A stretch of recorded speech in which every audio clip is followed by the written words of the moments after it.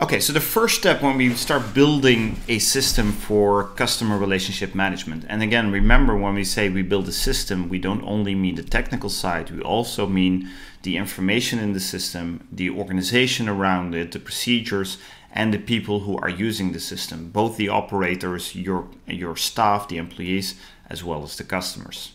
So when we're building a customer relationship management system, with people, procedures, technology all mixed together, the very first step we usually do is operational customer relationship management.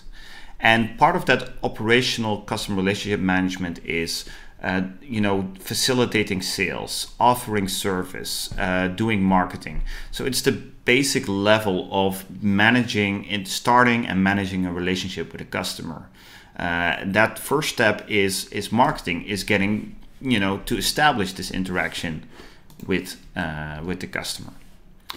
So at the basis of all that is understanding personal customer profile. So in this enterprise marketing management, EMM, we're building systems that in each of them we have a profile, we understand who the customer is.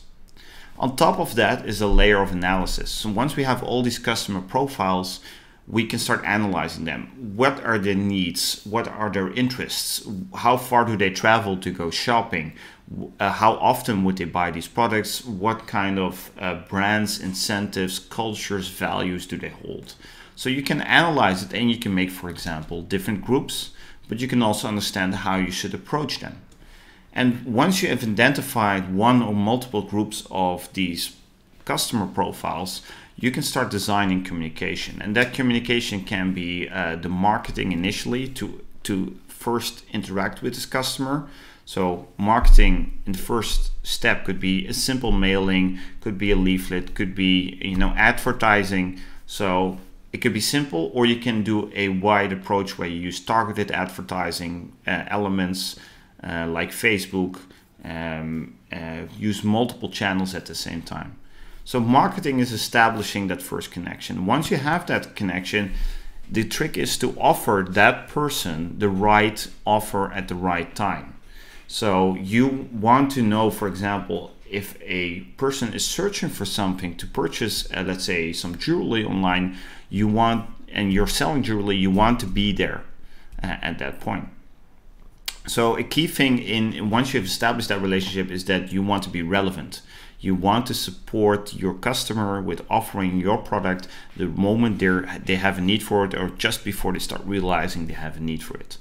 And for example, online shopping in supermarkets are doing that. They calculate how often you purchase certain products, so they will know that, hey, it's been this many weeks ago since you purchased this product, and normally you purchase it every 2 weeks, so we should offer you this product.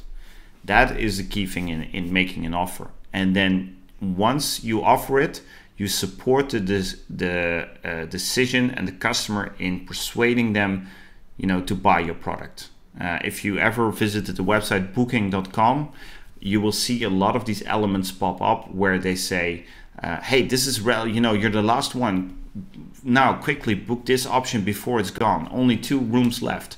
That's what we call persuasion. So you already have the marketing because people are on your website. You're showing them your offers, all the hotel rooms that are available. And the next step is that you persuade the customer in doing the actual purchase and supporting them in their decision. So that's part of the communication strategy. And on top of that is all the marketing that goes around it, your brand, your image, and the way you are perceived by your customers and you want to be perceived with your products and services. So, and you can see from that yellow box in communication and all these 3 elements why advertisement networks like Google and Facebook are such important players, because they offer you the personal customer profiles, they offer you the analysis, they offer you the option to do marketing, they offer you the option to do offers. So that's a huge market and a huge gain for companies who are looking to do this kind of marketing management. So if you ever wondered why they make so much money on advertisements, it's because they offer this unique service in a level of detail that doesn't exist anywhere else, because they have so much information. So when we talk about operational customer relationship management, we've talked about establishing the relationship and selling your products. Now, the next step is once people purchase their products, they might want to talk to you. They might have feedback, they might have questions, they might have complaints, or you want to reach out to them. And we nowadays, that it used to be like an option to do a phone call if you had questions about your products or complaints, or you want to give feedback, or you want to follow up on it.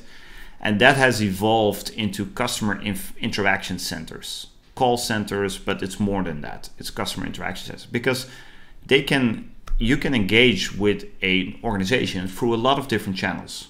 It could still be a phone call. It could be, for maybe some people even have fax systems, but it could also be Facebook, social media. Think about the chatbots you will see on websites. Think about social media help desk and systems that are available.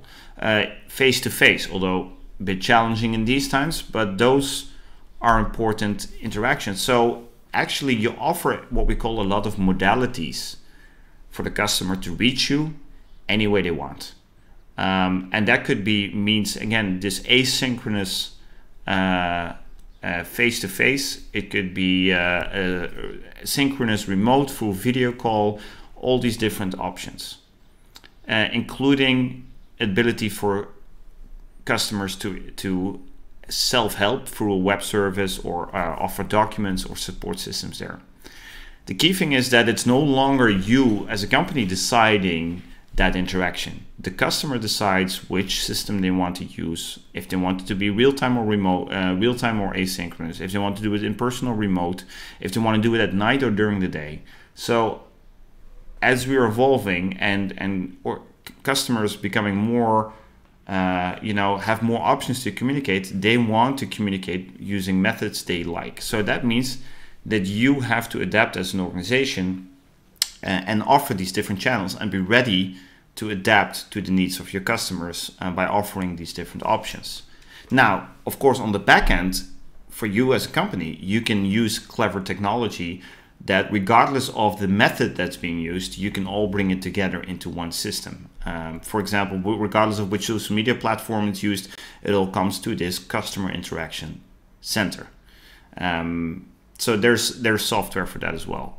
But it's hard to tell people how they want to interact with you. And there is this great advertisement, it's in Dutch, from a few years ago about a little girl who lost her inflatable pool toy, and she wanted to get it back. And this really shows what happens if you don't tailor to the interaction your customers are expecting of you.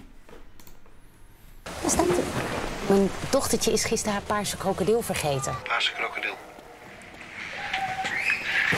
In blokletters, de juiste locatie van de vermissing, et cetera, et cetera. Zo. Achterkant. Morgenochtend tussen 19 uur inleveren bij dienst recreatie. Maar hij staat daar. Ja, hij staat daar. Weinig rompslomp is wel zo prettig. Aura. Direct resultaat. So what I like about this video is that it shows you that it's really a process-driven approach, right? We're following a procedure, you have to fill in the form, you have to adapt to our procedures, not the customer-driven approach. Say, well, what is it you want and how can I help you with that? And that it's not only a technology thing, as I said before, it's an organizational thing, it's a mindset in your customers. And that can be facilitated by technology, but it's much more an organizational choice. Then you bring in technology to make that easier and make it happen. Okay, so let's take a look at the next step. Let's go from operational to analytical customer relationship management.